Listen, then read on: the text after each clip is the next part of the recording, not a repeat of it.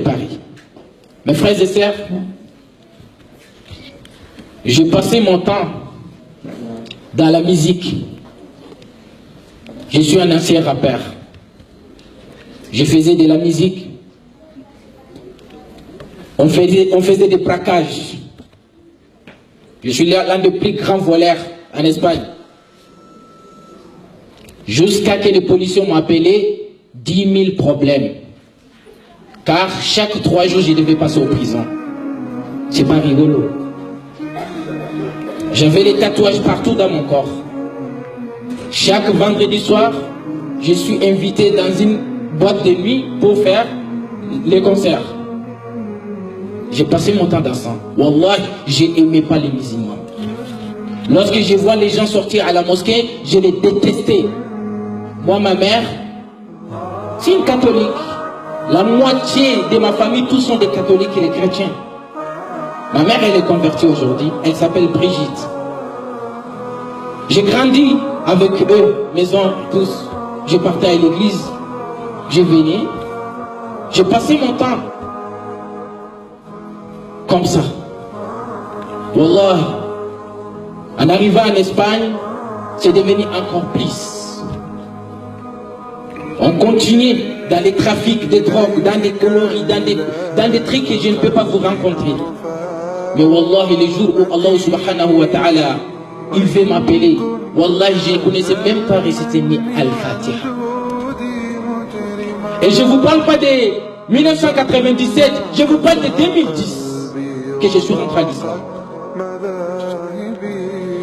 Une nuit, lendemain, on devait aller faire le braquage dans une banque. Et cette nuit, j'étais au salon, j'étais au téléphone avec mes amis. Ils ont préparé les armes pour qu'on doit aller faire le braquage. D'un coup, j'ai eu la sommeil. J'ai dit à mes amis, donc on s'appelle demain matin, on va voir comment on doit faire. Wallah, j'ai couché au salon. Lorsque je me suis couché, même pas 3 minutes, je vois dans mon salon, il remplit des fumées. Les fumées rentraient beaucoup. Et je voulais debout pour aller courir, je vois que je ne peux plus courir. Je ne peux plus bouger. J'ai envie de crier pour secours, j'arrive plus à crier. Et je voyais que le fumée, pour moi, c'était le feu qui rentre à la maison. J'arrive pas à comprendre.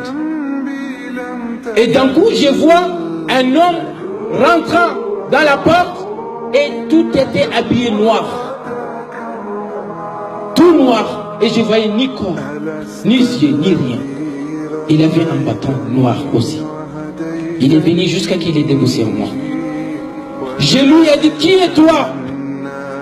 Il a dit, c'est moi, Malakul Maut. C'est moi l'ange de la mort. Il dit, mais l'ange de la mort, tu es venu faire quoi ici? Il a dit, Allah m'a envoyé de venir prendre ton âme. Allahu Akbar. Wallahi, lorsqu'il a dit que Allah m'a envoyé pour venir prendre ton âme, je vous jure, depuis ma naissance jusqu'à ma mort, je n'ai jamais regretté comme ce jour-là. Aujourd'hui, même si j'ai perdu toute ma famille entière, je ne peux pas regretter comme si j'ai regretté ce jour-là. J'ai dit, s'il te plaît, demande à Allah, il me donne juste 2 heures du temps, j'adore Allah et je répétis et puis tu prends mon âme. Il a dit, combien des heures que tu as perdu sur la terre que tu n'adorais pas Allah? Combien des heures? J'ai dit, s'il te plaît, dis à Allah, il me donne juste 2 minutes. Juste, j'ai fait la shahada et tu prends mon âme. Il a dit, désolé. Combien de minutes que tu as perdu? Combien de minutes? D'un coup, c'est comme c'est un film qui était venu devant moi. Tout ce que j'ai fait. Direct, il a tiré les bâtons sur moi. Wallah, on dirait que tu as pris le couteau, tu es en train de quitter mon corps sur mon chair. J'ai tremblé fortement, mais ça n'est même pas duré ni 1 minute. Je me suis élevé fortement. Et lorsque je me suis élevé directement, j'ai couru aux toilettes pour aller prendre l'ablution. Sans que quelqu'un me dise d'aller prendre l'ablution. Alors qu'à mon temps, tu ne peux pas me dire va aller faire la prière.